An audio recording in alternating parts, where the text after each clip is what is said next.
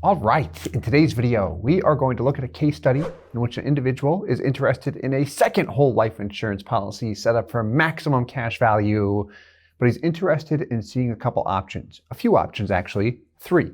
So let's get on into the details. What we're going to look at is as follows. We've got an individual, 60 years old, his background, engineer, really smart guy, likes to analyze the policies and see a variety of different funding scenarios and such. What he wants to know is, how do I get the most efficiency possible out of my dollar? I want maximum cash value. The death benefit is important as well, but really I want to know how I can store cash here for the next 5 to 7 years.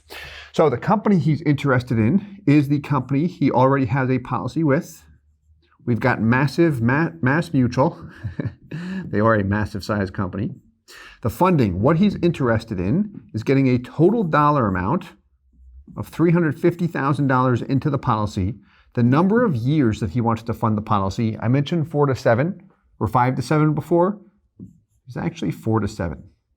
So this will be interesting because what we're going to look at here is that $350,000, but breaking it up over different periods of time.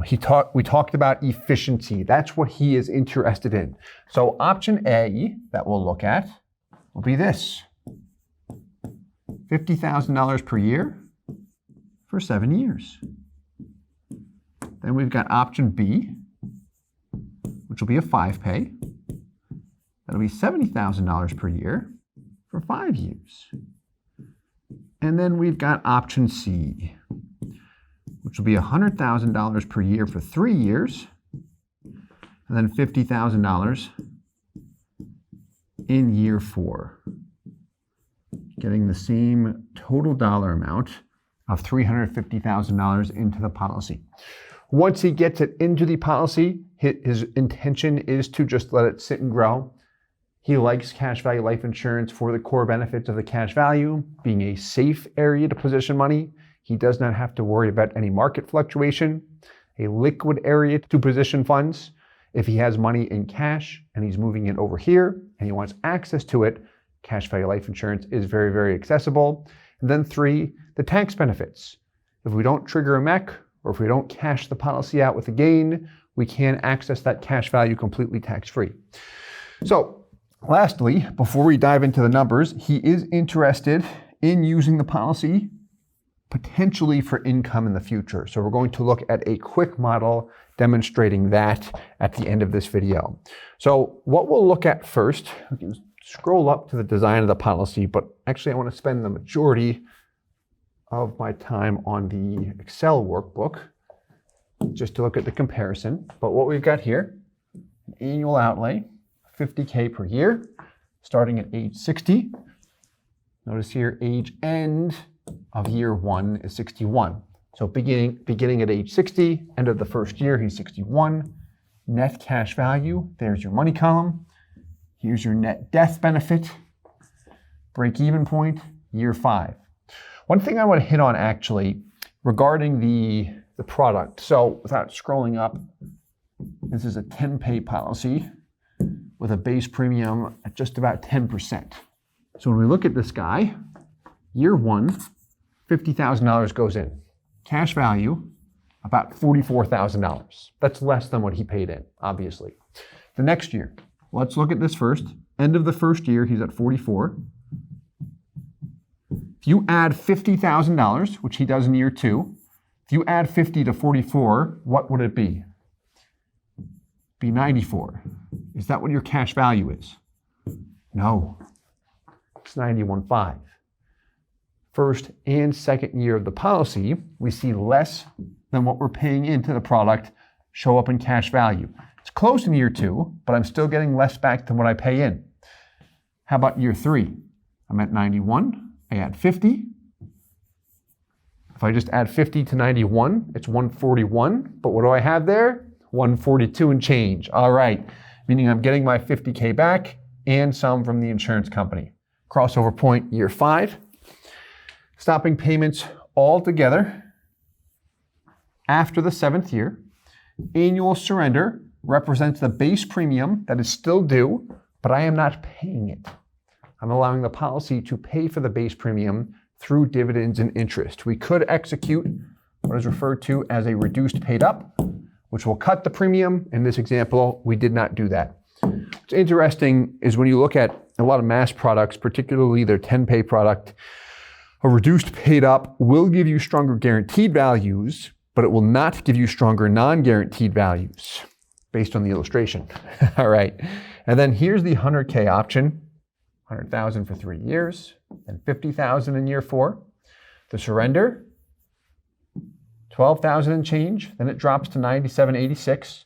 The reason why is the base premium plus the term rider. Then over here, once we drop the term after year 7, it's just the base premium.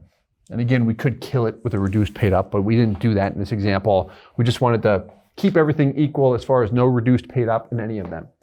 But there's your cash value, 88% right out of the gates, breaking even year 5. Okay, gets the same dollar amount in, but different ways to do that. And the question is, what's most efficient? That's what I'm interested in, which when we look at efficiency, we like to look at internal rate of return and all that fun stuff.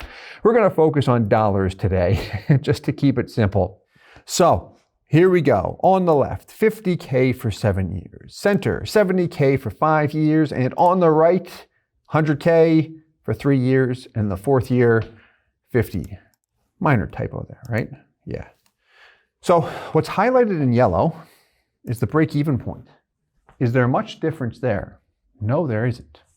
What's nice about this, I like his request, and we sent the illustrations, we always do, but he asked, can you lay this out on Excel? And again, engineering background, likes to see the numbers and such, but what's nice about this is what he's looking for specifically is if I get the same dollar amount in, which one's going to give me the greatest overall value?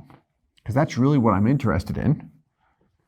So isolating these two, funding it over 7 years compared to 5 years, there's not a huge difference when we look at it, but we do see it's noticeable here.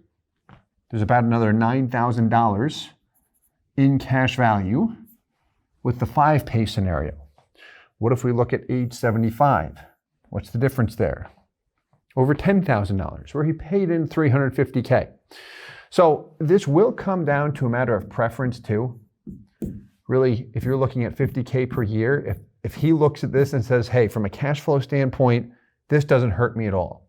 This might give me a little bit of stress, and while the value is a little bit higher long-term, that stress is not worth it. And I agree, if you're stressed out about it, I wouldn't do that. Perhaps start low or start small, and then gradually work your way up. Maybe it's more policies in the future.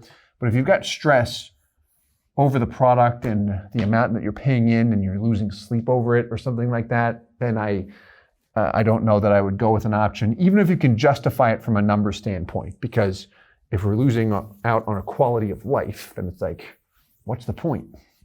That's just my personal opinion with numbers and such. But anyway, efficiency. The 5-year funding scenario is more efficient than the 7-year funding scenario. How about 5 compared to the 4, particularly where we front load it for 3 years at $100 grand annually. By year 5, is there a difference? Yes. How about by year 10? Look at that. Is there a difference? Yes. Who's the winner? 5-pay. Interesting, isn't it? It has to do with the premiums still due. Here, the premiums due for 5 years. He's not paying it. The policy's paying for itself. Premium is what? Right around $7,000. Whereas over here, the policy's paying for itself for 6 years, and it's also a higher premium. It's closer to $10,000. When the term rider is still attached, it's even higher than that. So I've got a little bit more drag for a longer period of time, which is by the 10th year, which is why by the 10th year, I see more with that 5-pay. How about over here or down here by year 20? Now all of a sudden, the 4-pay's ahead again. Well, I've got more money there. It's not much, it's $1,000, but it's interesting to see the side by side, and then the choice is ultimately up to him. His response was, this is a very, very analytical guy. He reviewed the different options. We looked at several options before this. His response was, they're close enough. I'm going with the 70K option. That's the option I would like. Okay, no problem at all. He's definitely done his due diligence as we've looked at the different options, and he's got experience with whole life as well. He's got a policy that's several years old now and has performed nicely. So the last thing we looked at here was income, and very similar when we look at the income.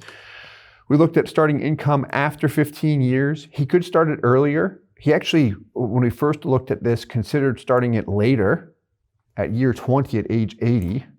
He's in a position where he doesn't need to draw down right away.